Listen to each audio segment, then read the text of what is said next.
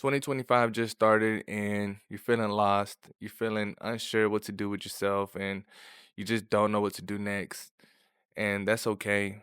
I want to let you know that I was in that same moment a couple years back, and reflecting on it now, I can see that everything was a part of God's plan, even the easy steps down to the hard ones. But I was able to reflect, and it's a couple of lessons that I learned that I feel like could really help the trajectory of someone in 2025. So let's jump right in. So, a few years ago, in 2019, I just graduated college.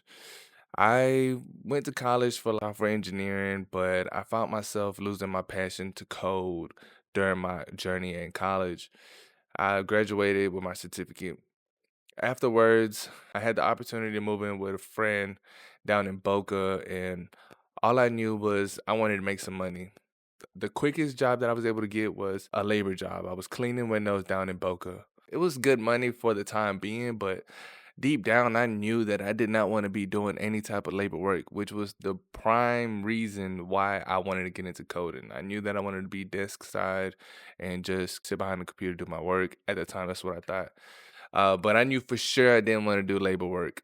Every day, I'll go to work, do my job. At the end of the day, I'll relax. But deep down, I knew I wanted more out of life. I knew that this was just a temporary step into where I was heading. I just didn't know where I was going yet. All I kept saying was I wanted to go up, but never really thought about what up looks like besides living some type of luxury life. A year later, through the pandemic happened, I ended up moving to Atlanta. Now, a lot had happened, and the best way to summarize what this happened in Atlanta was things got worse before they got better. Now, what does that mean? Is I made the mistake and I let someone back into my life who God already removed from my life. And because of that, I was found myself in a situation where I became incarcerated. Nothing crazy. I just happened to be at the wrong place, wrong time with the wrong person. And because of that, I had to pay for that. Upon my release, I didn't spend too long in there. But upon my release, I ended up wanting to really double down on my drive to want more out of life. It was like, there's no way I just spent time in jail or doing nothing essentially. But I found myself saying to myself that my freedom in my life is too important to risk. So I had to find a path, right? Even after getting out of jail, most people, you would think you would have an epiphany moment, right? You'd be like, "Oh, I got out of jail," but the only thing that I knew is I didn't want to go back to doing the same old work, labor work. So wasn't even an opportunity to compromise on that. I refused to do that. So I just doubled down on my drive to wanting more out of life, and I decided to try something new. I said, you know what? I found the sales job, and this sales job was pivotal in my life because what it did, it enlightened me in my opportunity to grow as a professional. It grounded me in my professional development journey. And when that happened, it literally gave me a sensation, a feeling that I was craving, I was chasing. It was the feeling of developing myself to become better. It just felt so right. And I just ran with it. And so it was so important for me to realize that I just had to go through the process and realize that even a step so hard as in being incarcerated can be a part of God's plan because of my sales job, but because of finding that professional development led me to wanting more out of it, and I got addicted to the feeling of that success. I started to see a potential in my life that I never seen before, and I just wanted to engulf myself in it. Going through that journey and reflecting on it, I recognized that I learned some lessons that I want to share to help you find your purpose in 2025. The first one is you got to make room to receive the blessings. You have to make room to let God do the work in your life. If your life is so crowded and you have no wiggle room, then there's no opportunity for growth. If you have your cap here and you're right here, there's no room for growth. You need to remove the ceiling out of you, out of your environment. Now, what that ceiling looks like varies depending on which area of your life you want to grow. But recognize that things that don't align to your vision are ceilings. They're capping you. They're knocking you down at the knees every time you try to get up. You need to be able to be self-aware and recognize that you have to remove these things out of your life. Two, you got to be led by that intuition. I'm a firm believer that if you have a dream or a vision that just becomes so repetitive, I feel like, in my opinion, that's God talking to you.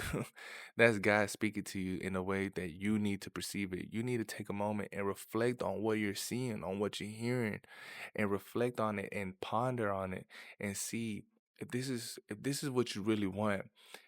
Envision yourself in that situation in the future and then emulate that person.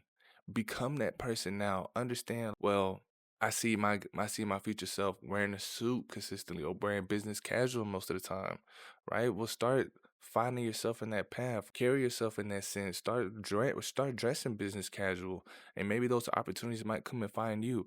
I can't tell you how many times I was out and I was just dressed really nice, and someone stopped me and asked me, "What do I do?" Or someone asked me this and that, and I might just be anywhere, Target, and people might present themselves. Hey, they might spark up a conversation with me. Wow, you carry yourself really well. Are you looking for a job? Like that literally has happened to me before, and it would never have happened if I never would have never followed my intuition and kept wanting to want more and still follow that intuition to get a sales job because I knew I wanted to wear a suit. I knew that I wanted to talk to people. I knew that I wanted to get better at speaking and cultivating relationships. It's those skill sets that I craved to want because it was, I felt it in me. It was that intuition. So you have to listen.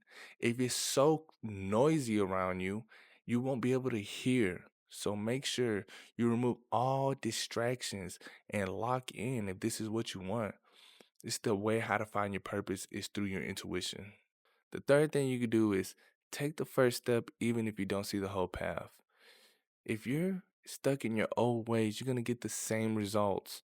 Meaning you have to try something new. You have to be comfortable with being uncomfortable. The growth area is in the uncomfortable zone. Eventually, it's not going to feel good starting off, but eventually you're going to appreciate those growing pains. Take the first steps. I don't care how many personal development videos you watch, how many books you read, how many journals you wrote in, and this and that. If you become in this analysis paralysis state of mind, then you would never, all that would be in vain, essentially. Everything would be in vain. You have to take that first step. You gotta go for it. You gotta take the risk, and it's gonna be worth it. Trust me. So if you're feeling lost, if you're feeling like you're not sure what to do, just know that it's okay. I've been there too, but it takes self-awareness and discipline. Not motivation, but discipline to get you where you want to go. So if you're feeling lost right now, just know it's a part of the process. God may already be talking to you. You just haven't had a chance to listen. And hopefully, this video allows you to become self aware enough to realize that you have to make the room less noisy, remove those distractions, and allow yourself to hone in on yourself. Feel that intuition and listen and see the vision. You got to stay focused. I want you to let 2025 be the year that guides you to find your purpose. It's not Purpose doesn't come overnight. And it happens each step that you take. But like I said, as long as you take that first step and let God guide you, you will find your purpose through your journey.